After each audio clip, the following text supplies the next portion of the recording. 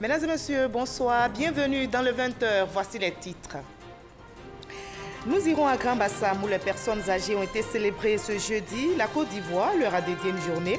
Le vice-président Daniel Kablan-Duncan a pris part à la cérémonie. Il a réaffirmé l'engagement de l'État envers les personnes âgées. Le Premier ministre burkinabé Paul Kabatieba est arrivé à Abidjan aujourd'hui. Il va prendre part au forum Diaspo Invest qui vise à mobiliser la diaspora burkinabé en vue des investissements. Avant cela, il a rencontré son homologue ivoirien Amadou Gon Coulibaly.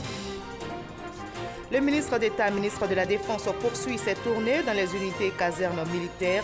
Le ministre Ahmed Bakayoko était ce matin à la base principale des forces spéciales à Diaké pour échanger avec ces forces et surtout toucher du doigt leur réalité opérationnelle.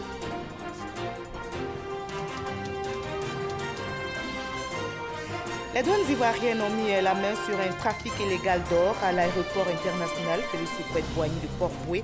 Les douanes ivoiriennes ont saisi au total 54 lingots d'or à l'aéroport ce jeudi.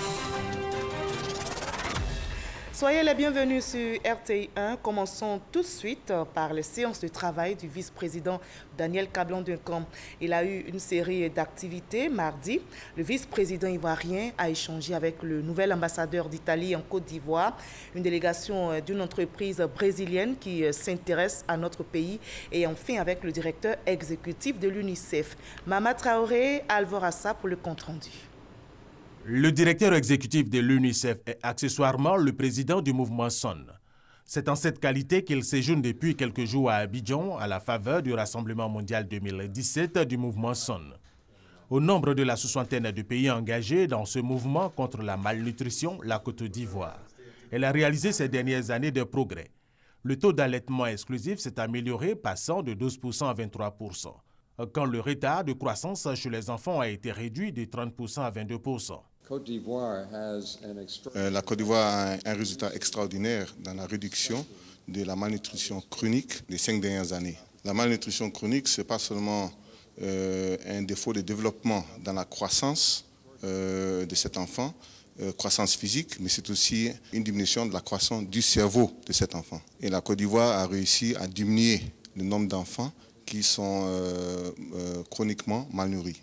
Stefano Lo Savio vient de prendre fonction comme ambassadeur d'Italie en Côte d'Ivoire pour les 4 prochaines années. Et lors de cette prise de contact avec le vice-président ivoirien Daniel Kablan-Duncan, il a été question du renforcement de la coopération entre les deux pays. On a plus de 60 entreprises italiennes ici en Côte d'Ivoire qui ont créé plus de 6000 postes de travail pour les Ivoiriens et les Ivoiriennes. C'est très important, il faut continuer encore plus parce que pour une gestion efficace des flux migratoires irréguliers, bien sûr, qui vont vers l'Europe et qui malheureusement se transforment en tragédie, il faut entamer une sorte de développement conjoint, un développement entre l'Europe et l'Afrique en général et entre l'Italie et la Côte d'Ivoire en particulier. Spécialisé dans l'ingénierie, le groupe brésilien Constructora se dit intéressé par le marché ivoirien. Une délégation de la dite entreprise est venue signifier cette ambition au vice-président de la République. Le groupe Constructora est attiré par les projets portuaires en Côte d'Ivoire. Les personnes âgées étaient à l'honneur ce jeudi dans la ville historique de Grand Bassam. Les populations leur ont rendu hommage à l'occasion de la journée internationale des personnes âgées, célébrée ce jour donc en Côte d'Ivoire. Le vice-président Daniel Kablan-Duncan a réaffirmé l'engagement de l'État ivoirien envers ces personnes âgées, engagement qui se traduit entre autres par la création de conditions favorables à leur épanouissement. Franck Quadio.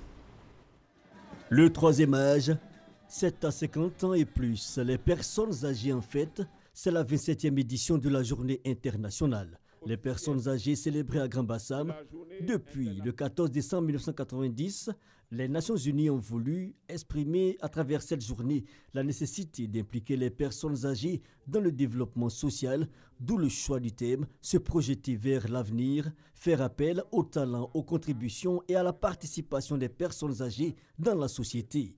Nous souhaitons donc que dans chaque chef-lieu de département soit construite ou affectée une maison entièrement équipée pour recevoir les personnes âgées.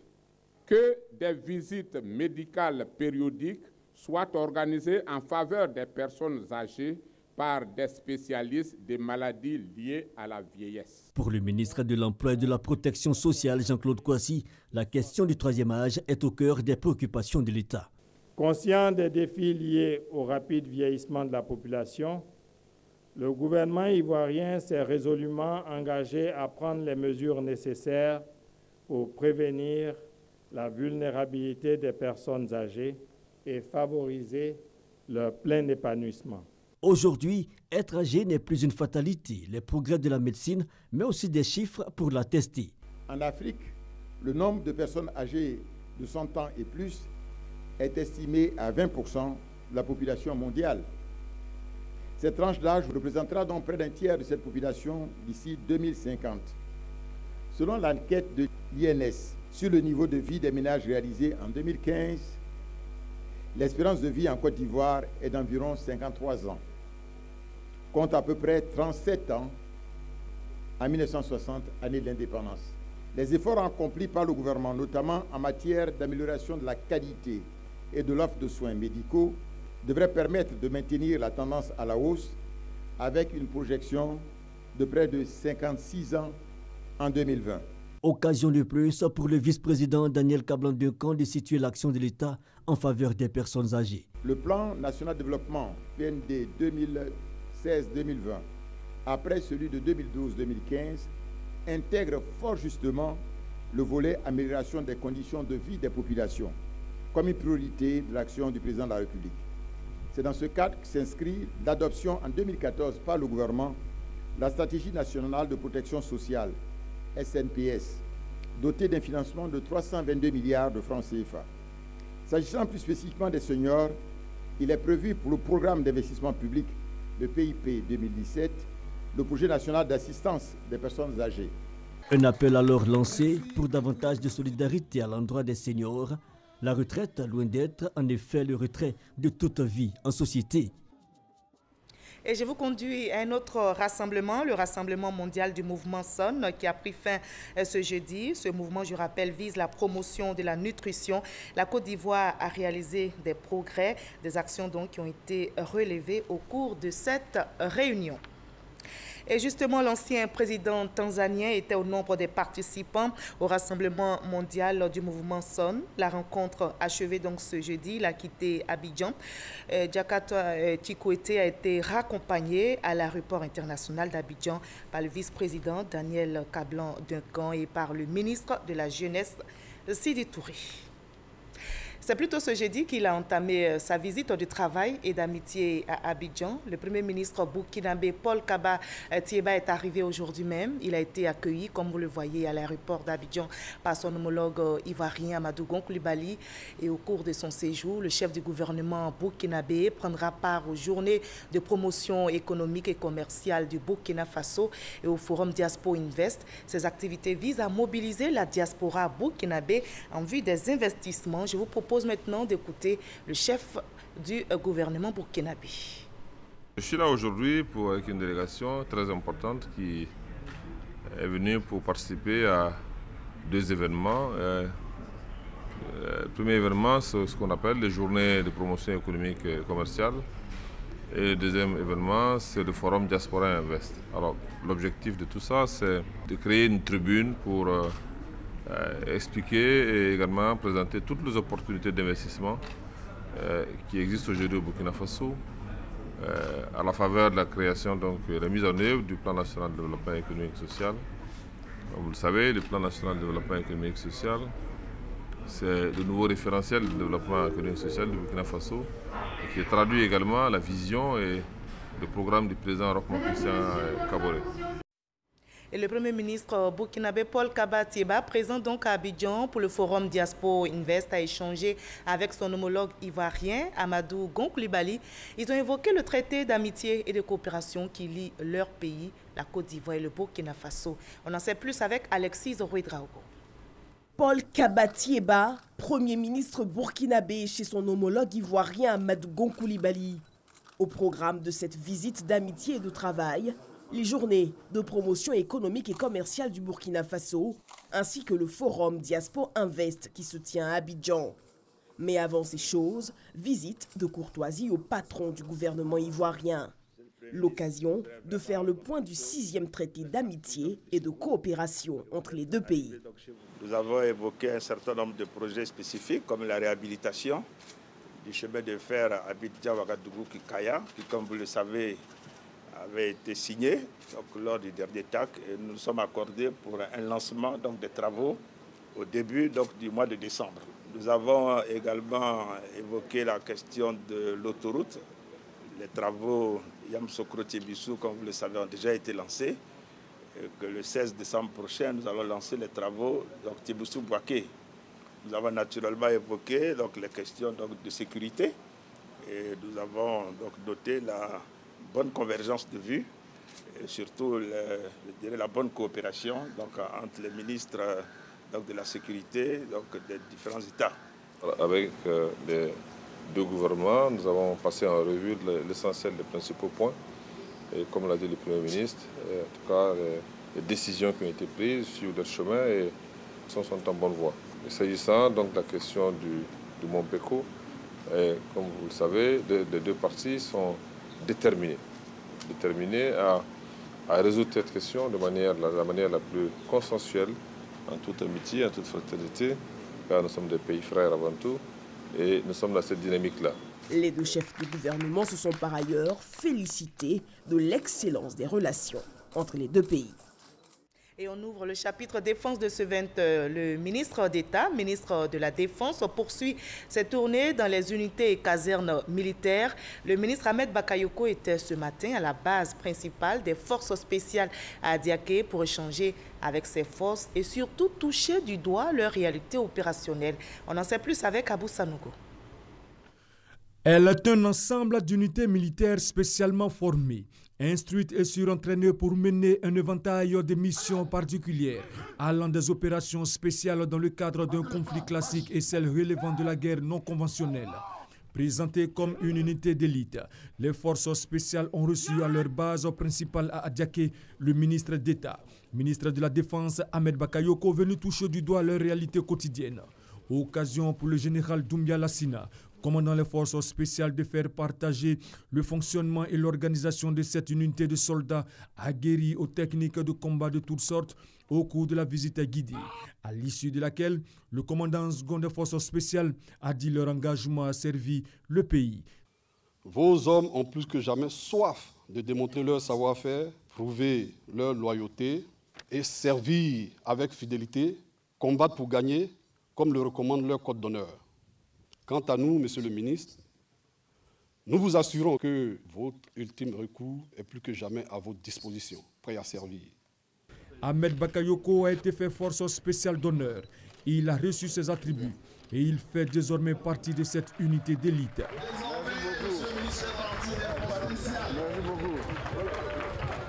Je veux établir une connexion avec vous qui va vous rassurer.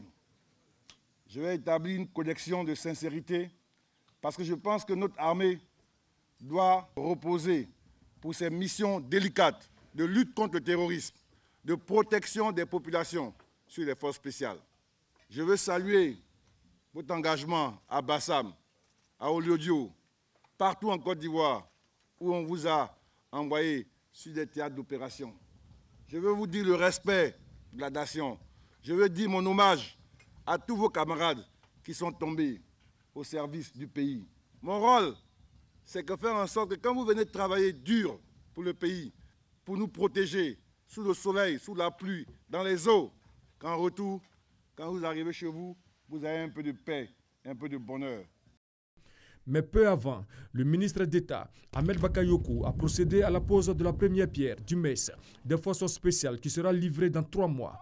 Autre temps fort, des démonstrations de techniques d'intervention opérationnelle rapprochées, tactiques et techniques, et des katas pour démontrer le savoir-faire des forces spéciales. Sergent Siloué. Et coup de filet réussi du côté des douanes ivoiriennes. Elles viennent de mettre la main sur un trafic illégal d'or à l'aéroport international Félix Houphouët-Boigny. Et ce sont 54 lingots d'or qui ont été saisis par les douaniers. Le témoignage d'Adama Koné. Beaucoup de filets réalisés par les douanes ivoiriennes. un passager interpellé au salon VIP de l'aéroport international d'Abidjan avec un bagage peu ordinaire.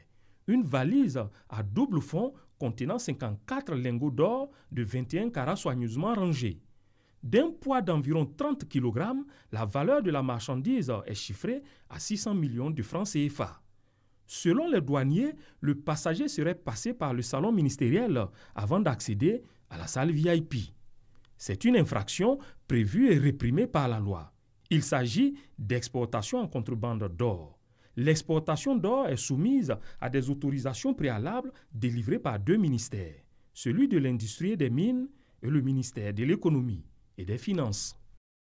Et ajouter que les 54 lingots d'or qui ont été saisis par les douaniers sont estimés à 600 millions de francs CFA.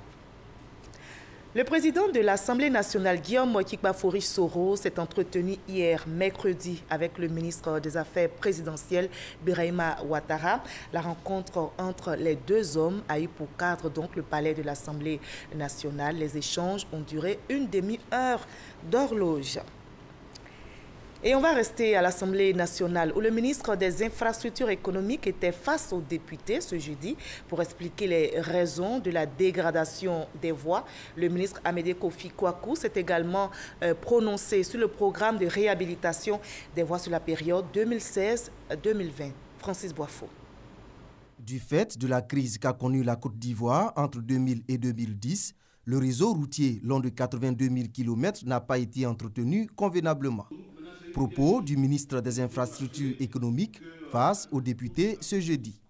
Le docteur Amédée Kofi Kouakou relève que sur la période 2011-2016, le gouvernement a réhabilité 165 km de voies bitumées, construit de nouvelles routes et des ponts à travers le pays. Cela pour faciliter la circulation des biens et des personnes. Nous saluons l'effort du gouvernement qui vise à redonner à la Côte d'Ivoire un potentiel routier important. Mais beaucoup reste à faire et nous comptons sur ce ministre et son gouvernement pour satisfaire l'entièreté des Ivoiriens. Cette séance de questions-réponses a permis aux députés de s'informer sur les causes de la dégradation des routes et les dispositions prises pour assurer la solidité et la durabilité des ouvrages réalisés. Ce qui est rassurant, que le BNET, LBTP, tout ça, vont revenir et vont essayer d'assurer le contrôle pour une meilleure qualité de nos routes. Je prends le cas de mon département qui est Pricro, qui depuis 40 ans attend que sa voie soit bitumée. Et je pense que cette voie même, la promesse a été faite par le chef de l'État en 2014 lors de son passage. Le ministre nous a rassuré que cette voie-là va pouvoir être construite. Il est important aujourd'hui de véritablement résoudre définitivement le problème de la côtière qui relie San Pedro à Abidjan. Pour le ministre des Infrastructures économiques, il est prévu sur la période 2016-2020 la construction de 100 km d'autoroutes, la réhabilitation de 4 560 km de routes existantes et la construction de 1 300 km de routes neuves pour un investissement global de plus de 3 500 milliards de francs CFA. Le chef de l'État est très regardant désormais sur la qualité des travaux et nous avons porté ce message fort aux députés pour leur dire que désormais les entreprises qui vont faire des travaux de mauvaise qualité vont les reprendre à leurs frais. Ce sont des exigences du chef de l'État.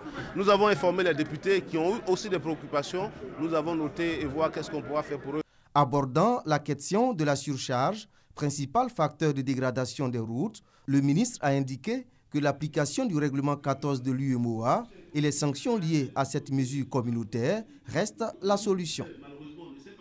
Et puisqu'on parle de route, notez que le Premier ministre Amadou Gon Coulibaly procédera le samedi 11 novembre prochain au lancement des travaux de reconstruction de la nationale A3, précisément l'axe Bouaké-Fek-Sédougou, des travaux attendus par les usagers de cette route. L'heure est donc à la mobilisation pour accueillir le Premier ministre pour le lancement. Le reportage est signé Kader Sogodogo. L'axe Bouaké-Fek-Sédougou, un pan très important du trafic routier sur la nationale A3 qui part d'Abidjan pour aboutir au pays sans port, situé au nord de la Côte d'Ivoire. Cette route est dans un état de dégradation très avancé. La route Bouaké-Ferké, sincèrement, c'est très grave. On ne peut pas rouler.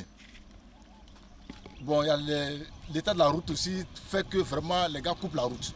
Quand j'ai quitté Abidjan, je vais au Mali. Ça me fait 4 jours maintenant sur la route. La route, vraiment, c'est pas bon. C'est à cause de gâter route là, on a retardé comme ça. Certaines communes paient le lourd tribut de cette dégradation. Depuis pratiquement 2 ou 3 ans, nous sautons aussi bien dans les caisses de la mairie qu'au niveau des activités commerciales et économiques, que l'activité économique de la ville a pris un grand coup. Parce que beaucoup de camions sont obligés de faire des déviations et nous sommes isolés. Cette situation sera bientôt un lointain souvenir. Le Premier ministre Amadou Gon Coulibaly procédera ce samedi au lancement des travaux de reconstruction de ce tronçon de 215 km. Le Premier ministre lui-même sera en visite d'État chez nous. C'est donc un grand honneur que nous avons à le recevoir. Ensuite, un sentiment de joie, une joie immense parce que cette voie internationale qui traverse Katiola et qui va jusqu'au nord, y compris les pays voisins, cette voie internationale va être reconstruite et cela a été longtemps une attente de nos populations. Tout est mis en œuvre pour faire de ce lancement un moment festif. L'axe Bouaké-Fek-Sédougou réhabilité permettra de redonner à la nationale A3 son statut de route numéro 1 en termes d'échanges économiques entre la Côte d'Ivoire et ses voisins, notamment le Mali, le Burkina Faso et le Niger. On va changer maintenant de cadre. Le ministre de la Communication, de l'économie numérique et de la Poste était aujourd'hui au marché de vente des produits TIC de Trècheville, appelé communément marché Samsung. Objectif, s'imprégner de l'intérêt des vendeurs pour les TIC de l'activité commerciale qui se déroule autour. Issa Tchonoyeo. Les technologies de l'information et de la communication, TIC, sont en pleine expansion en Côte d'Ivoire. Cette réalité, le ministre de la Communication, de l'économie numérique et de la Poste s'en est rendu compte à Trècheville. En visitant le marché des produits TIC, appelé communément marché Samsung, Bruno Nabanye-Koné s'est imprégné du vécu quotidien des commerçants de téléphones et d'appareils électroménagers. Une opportunité saisie par les vendeurs pour poser leurs préoccupations. Au départ, jusqu'à aujourd'hui, on s'est senti orphelin. À chaque fois, on dit non, vous êtes dans le secteur, le ministre n'a jamais. Mais aujourd'hui, le voilà, il est là. Contact physique avec nous, ça nous fait plaisir. Les difficultés, tantôt les commerçants l'ont touché, il y a le problème des taxes, des impôts qui sont un peu élevés. Nous demandons véritablement, avec l'appui du ministre, des espaces pour faire des marchés sains, pour faire des marchés sécurisés, pour permettre à nos jeunes de faire cette activité-là avec véritablement toutes les bonnes conditions qu'il faut. Le ministre Bruno Nabanye-Koné s'est réjoui de l'intérêt que la population porte au TIC. L'objectif, c'est celui-là, faire en sorte que partout sur la Côte d'Ivoire, partout sur les territoires ivoiriens, il y ait des vendeurs qualifiés, des personnes qui connaissent ce marché, qui savent les créneaux d'importation, qui jouent également leur rôle de contributeurs au fisc en Côte d'Ivoire et qui indirectement donc contribuent à dynamiser le marché du numérique en Côte d'Ivoire. Le ministre de la Communication, de l'économie numérique et de la Poste a promis de faire des TIC un secteur rentable à l'horizon 2020. Femme agricultrice africaine, actrice autonome dans l'économie, c'est le thème retenu à l'occasion de la 2e édition du Forum africain sur la femme agricultrice qui vient de refermer ses portes en Tunisie. Le ministre des Ressources animales et halieutiques, Kobena Kwasi Ayoumani, a participé à cette rencontre, mais également au Forum sur la nouvelle loi de l'investissement. Envoyé spécial à Tunis, Kone Pagassoro. Représentant la Côte d'Ivoire, invité d'honneur à la 13e édition du Salon international de l'agriculture, du machinisme agricole et de la pêche au Siamap en Tunisie, le ministre des Ressources animales et halieutiques a participé au Forum sur la nouvelle loi de l'investissement, un mécanisme pour promouvoir et améliorer le climat d'investissement dans le secteur agricole. Kobena Kwasi Ayoumani a, au cours de ce forum, invité acteurs, hommes d'affaires, professionnels du monde agricole et opérateurs économiques de la Tunisie à la 4e édition du Sahara, Salon de l'agriculture et des ressources animales qui se tiendra du 17 au 26 novembre prochain en Côte d'Ivoire. Même discours à la 2e édition du Forum africain sur la femme agricultrice autour du thème Femme agricultrice africaine, actrice autonome de l'économie. Nous avons salué le Forum sur la femme agricultrice qui permet donc aux femmes de se retrouver et de réfléchir sur comment aider au développement de l'agriculture. Forum qui a vu la participation de nombreuses institutions internationales, mais également des femmes venues des 4 coins du monde, dont celle de la Côte d'Ivoire. Plusieurs autres visites vont également marquer cette deuxième journée du SIAMAP 2017. Accompagné de ses plus proches collaborateurs et de l'ambassadeur de Côte d'Ivoire en Tunisie, Kobina Kwasi Adjoumani va visiter successivement l'Institut tunisien des sciences et technologies de la mer, le musée national et le centre de la Goulette, avec à l'intérieur un grand laboratoire et les unités des techniques de pêche et des ressources vivantes marines. Ici en Côte d'Ivoire, les élus et cadres du Grand Centre EOS se sont rencontrés hier au cabinet du ministre d'État, ministre délégué auprès du président de la République, chargé du dialogue avec les institutions. Au centre de cette rencontre, la question de la crise à l'ouest où populations oué et allochtones baoulés s'affrontent. Les deux parties, lors de cette rencontre, se sont accordés sur une feuille de route dans le sens de la résolution de cette crise. Eugène Atoubi. Élus et cadres du Grand Centre, autant que les élus et cadres oué, sont d'accord qu'il faut vite trouver une solution définitive à la situation de violence dans laquelle se trouve encore engluée la région de Guiglo. L'exposé long, précis et exhaustif fait par Anne-Désirée Ouloto de retour de mission dans cette partie de l'ouest de la Côte d'Ivoire a donné une claire idée de l'urgence à vite agir. Aoussou Jano, à la tête des cadres et élus du Grand Centre, l'a reconnu. Et après échange et discussion, les deux parties ont convenu de se doter d'une feuille de route à haute teneur. Afin de ramener définitivement la paix dans la région du Cavali et au-delà, entre les Oué, les Baoulés et les autres communautés, les élus et cadres du Cavali et du Grand Centre conviennent de rester unis, de se tenir informés de la situation. À cet effet, un comité mixte a été mis en place en vue de la préservation de la paix et des liens séculaires qui unissent leur communauté. Les élus et cadres du Cavalier et du Grand Centre saluent et remercient son Excellence, Monsieur le Président de la République, pour toutes les mesures déjà prises en vue d'assurer la sécurité des biens et des personnes et pour l'assistance humanitaire apportée aux populations. Félicite le Premier ministre et les membres du gouvernement pour toutes les actions entreprises et leur renouvelle leur entière confiance pour la résolution définitive de la crise. De la survenue de cette crise en octobre dernier à ce jour, il y a eu de nombreuses tentatives de résolution sans véritable succès. Un problème d'une grande complexité qui remet au goût du jour l'urgence à régler au plus vite la question épineuse du foncier à l'ouest de la Côte d'Ivoire. Le nouveau conseil d'administration de la MUJFC, Mutuelle Générale des Fonctionnaires et Agents de l'État de Côte d'Ivoire, présidé par Mesmer Komoé, vient de changer avec le ministre Jean-Claude Kwasi. Il leur a défini ses priorités. On regarde ce reportage de Sita Soro. Investie le 27 octobre dernier, la nouvelle équipe dirigeante de la Mutuelle Générale des Fonctionnaires et Agents de l'État de Côte d'Ivoire, MUJFC, avec à sa tête Mesmer Komoé, est allée selon les usages se présenter au ministère de l'Emploi et de la Protection sociale. Nous sommes dans un processus de changement, mais dans la continuité. Vous savez qu'un certain nombre d'engagements ont été pris vis-à-vis des mutualistes, dont le premier était de faciliter l'accès aux prestations en modernisant d'une part cet accès aux prestations, mais en levant également d'autre part les différentes injustices qui frappent un certain nombre de fonctionnaires, notamment aujourd'hui les fonctionnaires en attente de leur premier mandatement. Et je pense que la première réunion du conseil d'administration qui va se tenir va donner instruction à la direction générale pour que déjà tous ces fonctionnaires en attente de leur premier mandatement soient pris en compte au niveau des prestations de la MUJFC. La tutelle, quant à elle, n'a pas manqué de saluer le bon déroulement des élections et l'esprit fair play qui a prévalu lors de ce scrutin. Elle a par la suite exprimé ses attentes afin que la mutuelle soit véritablement au service des fonctionnaires et agents de l'État. Vous avez une obligation, celle de satisfaire les mutualistes, davantage que cela n'a été fait jusqu'à présent.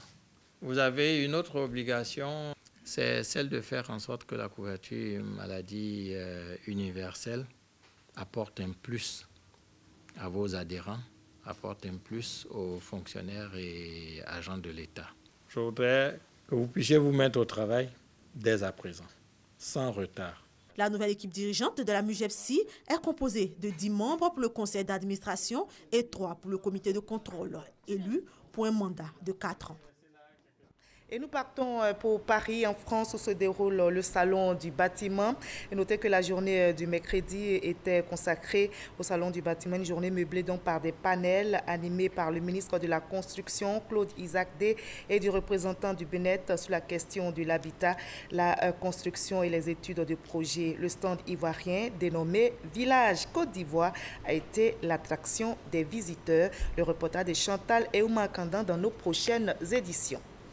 Et on va refermer ce 20h par le sport. Le ministre des Sports et Loisirs, Albert François Amicha, s'est rendu hier soir à l'hôtel des éléphants pour leur porter le message de soutien du chef de l'État et du gouvernement avant la rencontre fatidique de samedi. Un match comptant pour la 6e et dernière journée des éliminatoires de la Coupe du Monde Russie 2018. Le compte rendu d'Anne-Marie Nguesson. Le ministre des Sports et des Loisirs, Albert François Amicha, s'est rendu à l'hôtel du Golfe, le quartier général des éléphants de Côte d'Ivoire. Il avait à ses côtés Marie-Josée Talou, vice-championne du monde aux 100 et 200 mètres. La délégation est arrivée à l'heure du dîner où s'y trouvaient Marc Villemotte et l'ensemble des joueurs. Après le repas, le ministre François Albert Amicha a délivré le message du chef de l'État et du gouvernement. Il y a un engouement qui fait plaisir. Et cet engouement, c'est pour vous voir, c'est pour vous encourager. Alors le président et le Premier ministre me chargent de vous dire que vous avez le soutien du gouvernement. Vous avez le soutien de toute la nation, afin que le match de samedi se solde par une victoire. Victoire qui serait signification d'une qualification pour la Coupe du Monde. La motivation est venue également de Marie-Josée Talou, habituée aux pressions. C'était un devoir pour moi de venir vous motiver. Sachez que nous sommes à 200% derrière vous et que nous vous supportons. Attentifs à ces deux messages et conscients de l'enjeu, les joueurs, par la voix de Salomon Kalou, ont tenu à rassurer le chef de l'État et tous les Ivoiriens. On est tous prêts, on est conscients que c'est une date, un match important pour notre cher pays. On a à cœur de se qualifier pour le mondial et on se prépare très bien pour être présent le 11. C'est donc sur un air d'optimisme que le ministre François Albert Amicha et sa délégation ont pris congé de l'équipe nationale. Les éléphants sont confiants, on reste aussi confiants. On croise les doigts donc pour la victoire. Merci à vous tous de votre aimable attention et on se retrouve avec le même plaisir demain, 20h.